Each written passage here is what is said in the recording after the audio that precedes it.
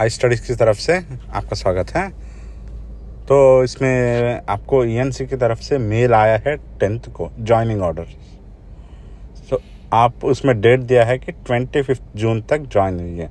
इसका मतलब 25 एग्जैक्ट 25 को ज्वाइन होने का ज़रूरत नहीं है। बहुत सारे लोग 10th को मेल आएगा 11th को ही ज्वाइन हो गया। नियरली 5 to 7 मेंबर्स 11th को ही ज्वाइन हो गया।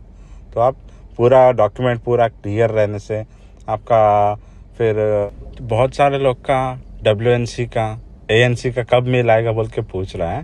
तो WNC का तो हम लोग को वो प्रोसेस पूछ रहा है, उधर का ऑफिसर से पूछ रहा है, बोल रहा है कि आएगा। अभी उसका क्लैरिटी अभी तक नहीं मिला है, लेकिन उसका इस मंथ एंडिंग तक आना चाहिए। उसका करेक्ट डेट्स अभी तक नहीं बोला है, अब जस्ट मेल चेक करते रहिए।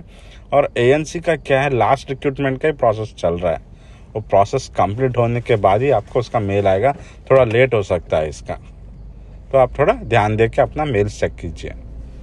तो ENC से जो लोग ज्वाइनर है उसमें से एक कमेंट्स किया है कि मेडिकल फिर से हमारे लिए किया जाएगा, कि फिर से मेडिकल का सर्टिफिकेट लेके जाना है क्या बोल के बोला है। इसका प्रोसेस कुछ भी नहीं है। ज्वाइनिंग ऑर्डर्स आपको मिल गया है, आप जाके ज्वाइन हो सकते हैं। ज्वाइनिंग के बाद आपका डिपार्टमेंट आपको मेडिकल करेगा। इसमें मेजर रोल है ईयर टेस्टिंग का करेगा। सो ज्वाइनिंग अपॉइंटमेंट्स का जो मेन है, जो डाटा डॉक्यूमेंट वेरिफिकेशन हुआ था उसमें आप क्या क्या एक्सेप्ट किया उनके तरफ से, आपके तरफ से पूरा वेरिफिकेशन जिस सर्टिफिकेट्स का हुआ है वो पूरा ओरिजिनल्स और एक ज़ेरॉक्स लेके जाइए। अगर डॉक्यूमेंट वेरिफिकेशन कुछ पेंडिंग रखा गया उसका भी अभी तक आपको क्लियर कर देना चाहिए। उसका एक क्लियर से उसका भी पूरा ओरिजिनल और एक ज़ेरॉक्स, एक सजेशन और एक या दो ज़ेरॉक्स सेफ साइड के लिए लेके जाइए। तो पूरा आपका इस बहुत गैप दिया है, इसमें पूरा वेरिफिकेशन का पेंडिंग डॉक्यूमेंट्स का पूरा क्लैरिटी चाहिए। अभी फिर भी अभी डॉक्यूमेंट्स लेट रहने से प्रोसेस अलग रहता है उन लोग का, आपका ज्वाइनिंग भी लेट हो जाएगा। सो पूरा डॉक्यूमेंट्स लेके जाइए। सो आपको जो मेल आया था उसमें देखो लिस्ट ऑफ फोटो कॉपीज चाहिए बोल के दिया है। अभी भी आप स्क्रीन में देख सकते हैं कि उसमें क्या क्या चाहिए। एक एक आप इजीली पढ़ सकते हैं उसको, और वो भी क्या क्या है एक बार फिर से हम लोग बोला जाएगा। देखिए ये 2.5 इंटू 3.5 छोटा सा स्टैम्प साइज है। ये कितना चाहिए, 2 चाहिए। ये आपके ID कार्ड के लिए काम आता है। ये वाला जो नया ID कार्ड आपको दिया जाएगा, ये पासपोर्ट साइज नहीं है, पासपोर्ट साइज से छोटा रहेगा ये वाला। ओके, ये कितना, 2 सेफ साइड के लिए एक्स्ट्रा 1 या 2 लेके जाइए। ये आपके पासपोर्ट के लिए ID कार्ड के लिए काम आता है। छोटा साइज देखिए 2.5 इंटू 3.5 सेंटीमीटर। सेकंड क्या, कलर साइज पासपोर्ट फ़ोटो, ये वाला 10 चाहिए। तीसरा वाला देखिए नॉमिनी फ़ोटोग्राफ, जो आप किसको नॉमिनेट करना चाहते हैं, जैसे आपके मम्मी को या फिर आपके पापा को, या फिर आपका शादी हो गया है आपका स्पाउस को, इन लोग के ऊपर नॉमिनी एक करेंगे आप। इसका भी कैसा होता है कि अगर आप शादी नहीं हुआ है तो, या फिर आपके माता के नाम पे, आपके पिता के नाम पे आप 50% कर सकते हैं। आप फिर कोई सिस्टर है, ब्रदर है, उनके ऊपर भी परसेंट, टोटल 100% में आपके माता पिता बहन को डिवाइड कीजिए, जिसको कितना शेयर चाहिए। अगर आप शादी है ओनली वाइफ के ऊपर करना चाहते हैं तो उसका भी आप कर सकते हैं। और आपसे जैसे डॉक्यूमेंट वेरिफिकेशन में जो आधार कार्ड दिया था वो वाला आधार कार्ड का 3 कॉपी, और जिसके ऊपर आप डिपेंडेंट हैं, आपके ऊपर जो डिपेंडेंट है, जिसके ऊपर नॉमिनी दे रहे हैं, उनका भी आधार कार्ड चाहिए। ओके, और एक है एड्रेस का, देखिए 61 का एड्रेस है, परमानेंट एड्रेस और प्रेजेंट एड्रेस। परमानेंट एड्रेस जैसे आपके माता पिता का उधर का कुछ उसका एड्रेस प्रूफ चाहिए, और जिसके ऊपर आपका आधार कार्ड है वो परमानेंट है क्या प्रेजेंट है क्या देख के उसके हिसाब से आप लेके आ सकते हैं। ओके, और एक है चेक, कैंसिलेशन चेक चाहिए आपको। बैंक जैसे आपका चेक बुक है, अगर आपके पास चेक बुक नहीं है, ओनली अकाउंट है, तो आप अभी अप्लाई कीजिए और 10 to 15 डेज में आपका आ जाएगा, आप कर सकते हैं उसको। या आप अगर चेक बुक अभी तक नहीं आया है, ज्वाइनिंग के बाद आएगा तो अभी आप कर सकते हैं, प्रॉब्लम नहीं है उसका। ओके, और आपके बैंक बुक का फर्स्ट पेज जिसमें पूरा डिटेल्स रहेगा, उसमें आपका एड्रेस डिटेल रहेगा, IFSC कोड रहेगा, अकाउंट नंबर रहेगा, उसका फर्स्ट पेज। हाँ, 9th वन का एक पैन कार्ड ज़ेरॉक्स, ठीक है, कितने नंबर साइड में दिया है, 3 नंबर से एक है, 4 नंबर से, सब कुछ ऐसा। जो आपको मेल में आया था अपॉइंटमेंट लेटर, उसका 3 नंबर्स, और 10th सर्टिफिकेट उसके 3 कॉपीज, 12th नंबर, जो आपका प्रेजेंट जो एजुकेशन ख़त्म हो चुका है पूरा डॉक्यूमेंट्स, जो डॉक्यूमेंट वेरिफिकेशन में आपने सबमिट करके उन लोग एक्सेप्ट किया था, जो अगर पेंडिंग है तो पेंडिंग भी क्लियर करा दीजिए। ओके। और एक है वोटर ID कार्ड, अगर आपके पास है, आपका परमानेंट एड्रेस रेंस है और अच्छा है उसका वोटर ID कार्ड। अगर आपके पास पासपोर्ट है, इसका कंपलसरी नहीं है, ऑप्शन है ये वाला, पासपोर्ट है उसका भी एक। अगर आप डॉक्यूमेंट वेरिफिकेशन में जो कैस्ट सर्टिफिकेट दिया था, उनको सबमिट किया था, वो एक्सेप्ट किया था, वो वाला कैस्ट सर्टिफिकेट का 1 या 2। अगर आप मैरिड है तो आपका मैरिज सर्टिफिकेट। अगर बहुत सारे के पास मैरिज सर्टिफिकेट नहीं है, उसका भी प्रोसेस आप जान लीजिए। और मैरिज सर्टिफिकेट आप ज्वाइनिंग के बाद भी दे सकते हैं, ये वाला। अगर हैंडीकैप, जो हैंडीकैप है उनके लिए जो रहता है, उन लोग के भी। अगर और एक है 18th वन, देखिए ये वाला है एक्स सर्विस मैन के लिए। जो एक्स सर्विस मैन है उसका पूरा खत्म सर्विस होने के बाद एक होता है डिस्चार्ज बुक, वो वाला आप सबमिट किया। सब जीरोक्स है, ये सब ओरिजिनल से जीरोक्स है। जीरोक्स का कॉपी सब साइड में लिखा है, 1 नंबर 2 नंबर 3 नंबर बोल के। और आपका जैसे डिपेंडेंट, आपका पापा आपके ऊपर डिपेंडेंट है तो उनका इनकम सर्टिफिकेट एक चाहिए, उनका इनकम सर्टिफिकेट। तो और एक है इसमें आइटम्स रिक्वायर्ड, ये आप ये डॉक्यूमेंट्स हैं, कुछ नहीं है। जॉइनिंग टाइम के टाइम में जॉइन डिपार्टमेंट की तरफ से जॉइनिंग का फॉर्मेलिटीज़ होता है, उसके लिए आपको सर्टिफिकेट सब अभी 1 to 19 सर्टिफिकेट्स पूरे ओरिजिनल ज़ेरॉक्स चाहिए। और उधर पेपर वर्क के काम के लिए एक ब्लैक पेन, एक ब्लू पेन, और एक है पेंसिल, इरेजर और एक राइटिंग पैड, क्योंकि इसमें पूरा ओरिजिनल जॉइनिंग, आपका जॉइनिंग का फॉर्म आपसे फिल किया जाएगा, उसके लिए ये सब और एक है परमानेंट मार्कर, जो छोटा मार्कर होता है, जैसे हम लोग सीरीज पे छोटा छोटा लिखते हैं, बड़ा वाला नहीं, पतला वाला एक मार्कर मिलता है, वो वाला। और एक है ग्लू स्टिक, ये आपका फ़ोटो पेस्ट के लिए काम आएगा। सो जो सब है, सब A to Z पूरा रेडी रहना चाहिए, ये आपको पूरा भी हेल्प करेंगे इसका। ओके। अभी कुछ डाउट है तो पूछिए। अभी मैक्सिमम सब लोग ज्वाइन हो रहा है, स्पेशली जो पेंडिंग है उसको क्लियर करके ज्वाइनिंग हो जाइए। अगर इसमें कुछ अभी तक नहीं हुआ है तो ज्वाइनिंग के बाद भी आप कर सकते हैं, तो ध्यान दीजिए इसका। ओके। और एक है आपको ज्वाइनिंग के बाद जैसे पूरा पेपर होगा, सेल्फ डिक्लेरेशन, और एक है बायोडाटा फॉर्म कराएगा, ये डिपार्टमेंट की तरफ से आपको दिया जाएगा। इसका पूरा 5 to 6 पेपर्स रहेगा, ये आपको पार्ट बाय पार्ट क्लियरली पूरा लिख के, पूरा कुछ भी इसमें spelling mistakes, percentage, numbers mistake कुछ भी नहीं रहना चाहिए, ये सब आपको दिया जाएगा। ये है इसका लास्ट प्रोसेस। सो ध्यान दीजिए, प्रोसेस पूरा स्टार्ट कर दीजिए। Thank you.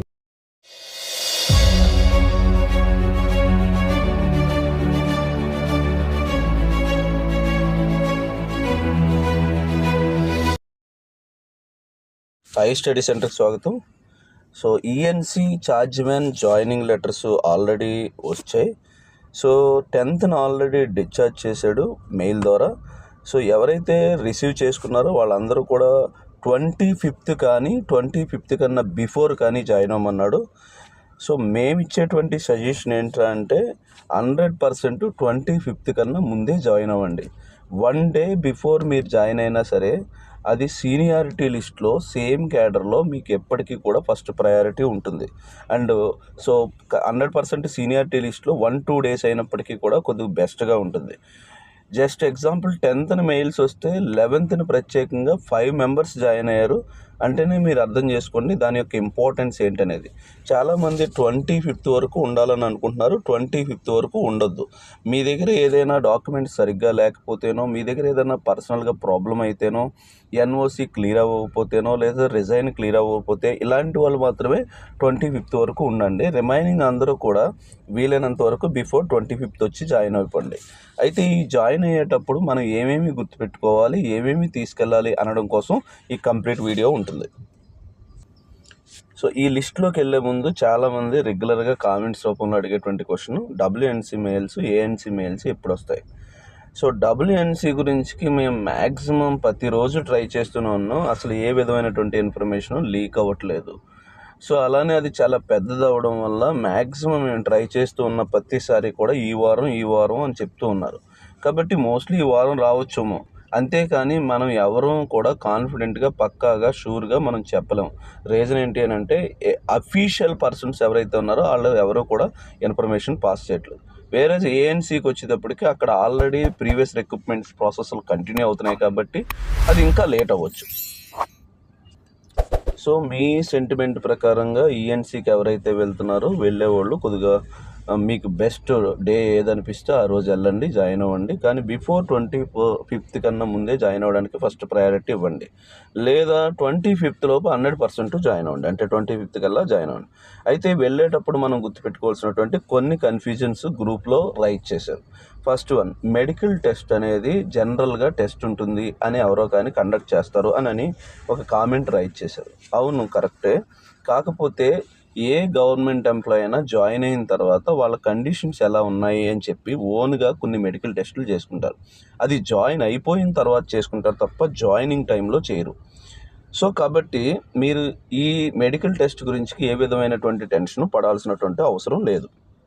Second point, medical టెస్ట్లో ఎక్కువగా ప్రయారిటీ ఇచ్చేవి ఏంటి అని అంటే జనరల్గా చెకప్ జరుగుతుంది. చెకప్లో ఎక్కువగా జరిగేటువంటి ఇంపార్టెంట్ విషయం ఇయర్స్.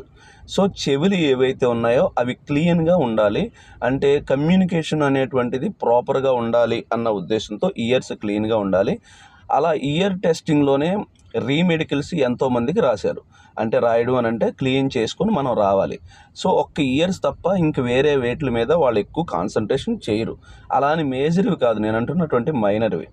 అందులో మీరు వీలైనంత వరకు ఈ గ్యాప్లో లేదా 1-2 days తర్వాత ఇప్పుడప్పుడే మీకు ఆ టెస్ట్లు ఏమీ చేయరు. ఆఫ్టర్ 25th తర్వాత ఎప్పుడో చేయొచ్చు. కాబట్టి మీరు ఈ గ్యాప్లో ఈఎన్టీ హాస్పిటల్కి వెళ్ళి మీ ఇయర్స్ని క్లీన్ చేసుకుంటే అది ఇంకా 100% క్లియర్గా అవుతుంది. ఇది మెడికల్ గురించి. అంతేకాని జాయినింగ్ రోజు కానీ జాయినింగ్ ముందు కానీ ఏ విధమైనటువంటి మెడికల్ టెస్ట్లు కండక్ట్ చేయరు డాక్యార్డ్లో. నెక్స్ట్ వచ్చేటప్పటికి మనం తీసుకెళ్ళేటప్పుడు ఏ డాక్యుమెంట్స్ తీసుకెళ్ళాలి. డాక్యుమెంట్ వెరిఫికేషన్ టైంలో మీరు ఏవైతే డాక్యుమెంట్స్ సబ్మిట్ చేశారో అన్ని డాక్యుమెంట్స్ యొక్క ఒరిజినల్స్, అన్ని డాక్యుమెంట్స్ యొక్క జిరాక్స్ కాపీ ఖచ్చితంగా తీసుకెళ్ళాలి. ఏదైనా మీరు డాక్యుమెంట్ వెరిఫికేషన్ టైంలో పెండింగ్ అని రాసి ఉంటే దాని యొక్క ఒరిజినల్ డాక్యుమెంటు, దాని యొక్క జిరాక్స్ కాపీ కూడా తీసుకెళ్ళాలి.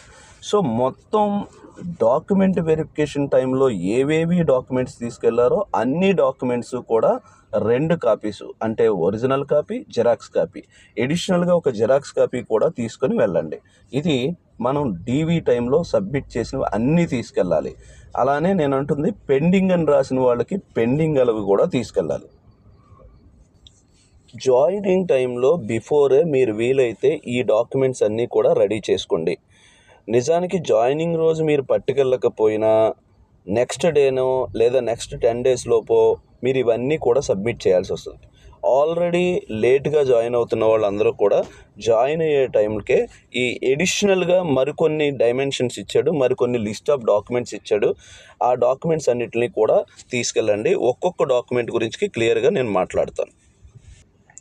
ఫస్ట్ వన్ వచ్చేటప్పటికి 2.5 x 3.5 cm గల colour photograph stamp size. Stamp size అంటే అర్థం ఏంట్రా అంటే మనం రెవెన్యూ స్టాంప్స్ అని అంటాం చూడండి, చాలా చిన్నది. ఐడి కార్డు మీద పేస్ట్ చేయడానికి చాలా చిన్న ఏదైతే ఉంటుందో ఆ సైజుని 2 numbers 2 ఉండాలి. సో కలర్ ఉండాలి. సో ఇంతకుముందు మీరు ఏవైతే ఫొటోస్ రీసెంట్గా డీవీ టైంలో సబ్మిట్ చేశారో అందులోవే కలరు చాలా చిన్న సైజు, స్టాంప్ సైజ్ అంటే చెప్తారు, ఆ సైజు ఒక 2 కాపీస్ తీసుకోండి. సో 2కి ఎడిషనల్గా ఒక కాపీ ఎక్స్ట్రాగా తీసుకోండి. తర్వాత ఇండివిజువల్ పాస్పోర్ట్ సైజ్ ఫోటోగ్రాఫ్స్. మీరు డీవీ టైంలో పాస్పోర్ట్ సైజ్ ఫొటోస్ ఏవైతే సబ్మిట్ చేశారో అవే వాటిని, అవి లేకపోతే నో ప్రాబ్లం రీసెంట్ అని ఉండాలి. సో 10 numbers అవి కూడా పాస్పోర్ట్ సైజ్ కూడా ఎన్ని ఉండాలి అని అంటే 10 ఉండాలి. Next nominee photographs. నామినీ అంటే మనకేమైనా అయితే మనకు సంబంధించినవన్నీ ఎవరికి చెందాలి అని అనడం కోసం నామినీ అని అంటాం. ఈ నామినీ విషయంలో వీలైనంత వరకు చాలామంది ఏం చేస్తుంటారు అని అంటే, మ్యారేజ్ అయితే వైఫ్కి మాత్రమే పెడితే సరిపోతుంది. ఒకవేళ మ్యారేజ్ కాకపోతే ఫాదర్కి కొంత, మదర్కి కొంత, సో బ్రదర్కి కొంత, ఇలా పర్సంటేజెస్ రాస్తారు. నిజానికి అలా పర్సంటేజెస్ మీరు ఎంతమందికైనా నామినీ రాసుకోవచ్చు. అంటే లైక్ ఫర్ ఎగ్జాంపుల్ ఫాదర్కి ఒక 50%, మదర్కి 50% విడిగా రాయొచ్చు. లేదా మీ ఫ్యామిలీలో ఎంతమంది ఏదైనా ఇష్టం ఉంటే వాళ్ళందరి మీద మీరు పర్సంటేజ్ వైజ్ నామినీ రాసుకోవచ్చు. కానీ వీలైనంత వరకు మీకు ఏదైనా ఫ్యామిలీ డిస్టర్బెన్సెస్ ఉంటే మాత్రమే ఇలా రాయండి. ఒకవేళ మంచిగా ఉండేటువంటి ఫ్యామిలీ అయ్యుండుంటే ఎట్టి పరిస్థితుల్లోనూ వాటికి ప్రయారిటీ ఇవ్వకండి. ఎవరో ఒక్కరి పేరు మాత్రమే రాయండి. అంటే మదర్ కానీ, ఫాదర్ కానీ, లేదా బ్రదర్ కానీ, ఏదో ఒక్కరిది మాత్రమే 100% అని పెట్టండి. ఇలా ఒక పేరు రాసి దాని పక్కన 100% పెట్టారు అని అంటే, రేపు అన్న రోజు మనకి ఏదైనా ప్రాబ్లం వచ్చినప్పుడు ఇలా 2-3 పేర్ల మీద రాసినప్పుడు వాళ్ళకి ఏమైనా డిస్టర్బెన్సెస్ వస్తే మొత్తం ఎవరికి చెందకుండా డబ్బులు ఆగిపోతాయి. కాబట్టి వీలైనంత వరకు నామినీ అనేది సింగిల్ పర్సన్స్ పెట్టండి.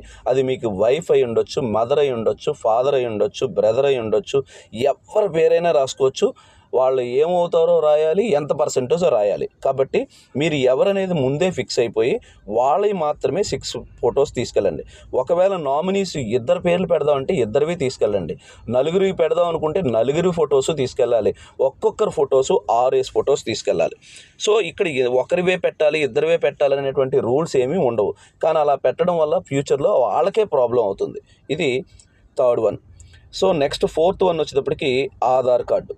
మీది ఏదైతే ఆధార్ కార్డు ఉందో ఆ ఆధార్ కార్డు 3 కాపీస్ కావాలి. ఇవన్నీ కూడా ఫోటో కాపీస్, 3 కాపీస్ కావాలి. Next dependents Aadhaar card. Dependents Aadhaar card అంటే మీకు ఆల్రెడీ మ్యారేజ్ అయ్యి ఉంటే వైఫ్ యొక్క ఆధార్ కార్డు. మ్యారేజ్తో పాటు అగైన్ మీకు పిల్లలు కూడా ఉండుంటే పిల్లల యొక్క ఆధార్ కార్డు. అలా కాకుండా ఏ మ్యారేజ్ అవ్వకపోయి ఉండుంటే ఫాదర్, మదర్ వీళ్ళిద్దరిని డిపెండెంట్స్ అంటాం. దాంతోపాటుగా 18 years లోపు, 18 సంవత్సరాల లోపు నీకు తమ్ముడో చెల్లో ఉండుంటే వాళ్ళు కూడా నీకు డిపెండెంట్సే అవుతారు. కాబట్టి 18 years లోపు నీకు తమ్ముడు చెల్లి ఎవరైనా ఉండుంటే వాళ్ళ జిరాక్స్ కాపీలు, ఆధార్ జిరాక్స్ కాపీలు, మరియు ఫాదర్ మదర్ యొక్క జిరాక్స్ కాపీలు. సో ఇంకా నీకేమైనా ఫ్యామిలీలో నీ మీదే డిపెండ్ అయ్యి నీ బ్లడ్ రిలేషన్ అయ్యి ఉంటే ఆ రిలేషన్ అందరివి పెట్టొచ్చు. కాకపోతే 18 years క్రాస్ అవ్వకూడదు. సో వాళ్ళందరి యొక్క ఆధార్ కార్డులు కూడా మీరు ఒక్కొక్క కాపీ తీసుకెళ్ళాలి. Next permanent address, present address, address ప్రూఫ్లు. లైక్ ఆధార్ కార్డులో ఫర్ ఎగ్జాంపుల్ ప్రజెంట్ అడ్రస్ ఉంటే వేరే కార్డులో పర్మనెంట్ అడ్రస్ ఎక్కడో దిక్కున ఉంటుంది. అలా ప్రజెంట్ అడ్రస్కి, పర్మనెంట్ అడ్రస్కి మీ దగ్గర ఏ ప్రూఫ్లు ఉన్నాయో ఆ ప్రూఫ్లు ఖచ్చితంగా 3 numbers తీసుకెళ్ళండి. సో లైక్ ప్రజెంట్కి అలానే పర్మనెంట్కి ఒక్కటే అడ్రస్ అయ్యి ఉంటే కనుక ఒకే ప్రూఫ్ తీసుకెళ్ళండి. కాకపోతే 3 కాపీస్ తీసుకెళ్ళండి. Next cancellation cheque. Original cheque ఏదైతే ఉంటుందో మీరు బ్యాంకులో ఆల్రెడీ అకౌంట్ తీసుకొని ఉంటే చెక్ ఉంటుంది కదా, ఆ చెక్ మీద 2 గీతలు అడ్డంగా కొట్టాలి. సో స్ట్రైక్ చేసి ఆ కొట్టినటువంటి చెక్ని తీసుకెళ్ళి 2 చెక్స్ని సబ్మిట్ చేయాలి. ఒకవేళ మీ దగ్గర కనుక బ్యాంక్ చెక్ బుక్ లేకపోతే కనుక ఇప్పుడు అప్లై చేసుకోండి. మీరు 15 days to 30 days లోపు ఎప్పుడు ఇచ్చినా ప్రాబ్లం ఉండకపోవచ్చు. Next one. So bank passbook ఏదైతే ఉందో దాని యొక్క ఫ్రంట్ పేజ్ 3 numbers ఉండాలి. సో ఫ్రంట్ పేజ్ కూడా 100% క్లియర్గా ఉండాలి, లైట్గా కాకుండా. అందులో IFSC code, complete bank details అనేవి క్లియర్గా కనపడేలాంటివి 3 numbers ఉండాలి. నెక్స్ట్ పాన్ కార్డ్ జిరాక్స్లు 3 numbers ఉండాలి. అది మీది మాత్రమే. నెక్స్ట్ మీకు ఏదైతే మెయిల్లో అపాయింట్మెంట్ లెటర్ వచ్చిందో ఆ లెటర్స్ 3 కాపీస్ ఉండాలి. తర్వాత SSC సర్టిఫికెట్ ఏదైతే ఉందో ఆ సర్టిఫికెట్ 3 కాపీస్ ఉండాలి. తర్వాత ఆల్ ఎడ్యుకేషనల్ క్వాలిఫికేషన్స్ ఏవైతే ఉన్నాయో అవి ఒక సెట్ ఉండాలి. సో మొన్న DV టైంలో మీరు ఏవేవి సబ్మిట్ చేశారో ఆ సబ్మిట్ చేసినవన్నీ కూడా ఇంతకుముందే చెప్పాను, అవన్నీ కూడా ఒక సెట్ ఉండాలి. నెక్స్ట్ మీకు ఒకవేళ ఓటర్ ID ఉంటే ఓటర్ ID కూడా ఖచ్చితంగా ఒక కాపీ ఉండాలి. తర్వాత ఒకవేళ మీకు పాస్పోర్ట్ ఉంటే అది ఒక కాపీ ఉండాలి. మీరు DV టైంలో ఏ క్యాస్ట్ సర్టిఫికేట్ అయితే సబ్మిట్ చేశారో ఆ caste certificate SC, OBC, ST ఏదైతే EWS ఏదైతే సబ్మిట్ చేశారో ఆ సబ్మిట్ చేసింది ఒక కాపీ ఉండాలి. మీకు మ్యారేజ్ ఉంటే కనుక ఖచ్చితంగా మ్యారేజ్ సర్టిఫికేట్ని సబ్మిట్ చేయండి. If in case marriage certificate లేకపోతే దానికి వేరే ప్రాసెస్ ఉంటుంది. ఆ ప్రాసెస్కి కొంత టైం తీసుకొని మళ్ళీ మ్యారేజ్ సర్టిఫికేట్కి బదులుగా ఒక నోటరీ చేయించుకొని మ్యారేజ్ సర్టిఫికేట్ కానీ లేదా ఎడిషనల్గా అదర్ ఆప్షన్స్ ఉంటాయి. ఆ ఆప్షన్స్లో ఏదైనా సబ్మిట్ చేసుకోవచ్చు. నెక్స్ట్, ఒకవేళ మీరు పీహెచ్ అయితే కనుక పీహెచ్కి సంబంధించినటువంటి సర్టిఫికేట్ కూడా ఒక జిరాక్స్ కాపీ ఉండాలి. ఒకవేళ మీరు ఎక్స్ సర్వీస్ మ్యాన్ అయ్యి ఉంటే కనుక డిశ్చార్జ్ బుక్ యొక్క ఏదైతే బుక్ ఉంటుందో దాని యొక్క ఒక కాపీ కూడా ఉండాలి. సో డిపెండెంట్స్ యొక్క 19th వచ్చేటప్పటికి డిపెండెంట్స్ యొక్క ఇన్కమ్ సర్టిఫికేట్ కావాలి. ఇప్పుడు మీకు మీ మదర్, ఫాదర్ ఎవరైతే ఉన్నారో, బ్రదర్, సన్ ఇలాంటివి ఎవరైతే ఉన్నారో అందరికీ కూడా మదర్ పేరు మీద, ఫాదర్ పేరు మీద, వీళ్ళలో ఎవరో ఒకరి పేరు మీద వస్తుంది. సో వాళ్ళు ఒక్కల పేరు మీద మరియు ఏదైతే మీరు ఎంతమందిని డిపెండెంట్స్ని ఇన్సర్ట్ చేయాలనుకుంటారో వాళ్ళందరి యొక్క ఇన్కమ్ సర్టిఫికెట్ మీరు కొత్తగా అప్లై చేసుకోవాలి. If in case income certificate లేకపోతే మీరు స్లోగా తర్వాత సబ్మిట్ చేసుకోవచ్చు, పెద్ద ఇష్యూ కాదు. కానీ మా సజెషన్ వచ్చేటప్పటికి ఇన్కమ్ సర్టిఫికేట్ సబ్మిట్ చేస్తున్నప్పుడు వీలైనంత వరకు జాగ్రత్తగా చూసుకొని ఫైనాన్షియల్గా గవర్నమెంట్ స్టేటస్ పరంగా ఒక లైక్ డైలీ వేజ్ లేబర్కి లేదా డైలీ ఫార్మర్కి అంటే ఏ ఉద్యోగం చేయని వాళ్ళకి వీలైనంత వరకు కొద్ది సేఫ్ సైడ్ అమౌంట్ రాయించుకోండి. సో ఫ్యూచర్లో కొంచెం మంచి అడ్వాంటేజెస్ ఉంటాయి డిపెండెంట్స్కి. సో ఇవి లిస్ట్ ఆఫ్ 19 డాక్యుమెంట్స్ కూడా జాయినింగ్ టైంలో తీసుకెళ్ళాలి. ఒకవేళ జాయినింగ్ టైంలో ఈ లిస్టు ఏదైనా మీకు మిస్ అయినా మళ్ళీ మీకు ఇంకా 10 రోజులు 15 రోజుల వరకు కూడా టైం ఇస్తారు. ప్రాబ్లం ఏమీ లేదు. సో దీంతో పాటుగా ఒక బ్యాగ్ తీసుకొని వెళ్ళండి. బ్యాగ్లో ఇంకా ఎడిషనల్గా ఏం కావాలి అని అంటే కనుక బ్లాక్ అండ్ బ్లూ 2 పెన్నులు సపరేట్గా కావాలి, ఒక పెన్సిల్ కావాలి, ఒక ఎరేజర్ కావాలి, తర్వాత రైటింగ్ ప్యాడ్ ఒకటి తీసుకెళ్ళాలి. జాగ్రత్త చూడండి, 2 పెన్నులు, బ్లూ పెన్ సపరేట్గాను, బ్లాక్ పెన్ సపరేట్గాను, పెన్సిల్ సపరేట్గాను, ఎరేజర్ సపరేట్గాను అండ్ అగైన్ ఒక రైటింగ్ ప్యాడ్ తీసుకెళ్ళాలి. తర్వాత పర్మనెంట్ మార్కర్, సిడి మార్కర్స్ అని ఉంటాయి. పర్మనెంట్ మార్కర్, సిడి మార్కర్స్ అని చిన్నవి ఉంటాయి. ఆ సన్నగా ఉన్నటువంటి సిడి మార్కర్, సిడీల మీద మనం బుక్స్ మీద నేమ్స్ రాసుకుంటాం చూడండి, అలాంటి పర్మనెంట్ మార్కర్ ఏదైతే ఉంటుందో సన్నగా రాసేటువంటిది అదొకటి తీసుకెళ్ళాలి. తర్వాత ఏదైతే గమ్ ఉంటుందో గ్లూ స్టిక్ అదొకటి సపరేట్గా తీసుకెళ్ళాలండి. ఇవన్నీ కూడా 22 కూడా లిస్ట్ ఆఫ్ డాక్యుమెంట్స్తో పాటుగా ఈ 22 కూడా ఐటమ్స్ అన్నిటిని కూడా తీసుకుని వెళ్ళాలి అట్ ది టైమ్ ఆఫ్ జాయినింగ్లో. సో వన్స్ మీరు జాయినింగ్కి వెళ్ళిన తర్వాత ఇవన్నీ సబ్మిట్ చేశాక ఏం జరుగుద్ది అని అంటే, సో మీరు ఫస్ట్ డే వెళ్ళినప్పుడు అరౌండ్ ఒక 5 డాక్యుమెంట్స్ వరకు ఇస్తారు. సెల్ఫ్ డిక్లరేషను, సెల్ఫ్ డీటెయిల్స్, బయోడాటాకు సంబంధించినటువంటివన్నీ అవి ఫిల్ చేయాలి. జస్ట్ ఒక జాయినింగ్ ఆర్డర్ మీద సైన్ చేయాలి. ఇంతకన్నా ఏమీ ఉండదు. So be prepare.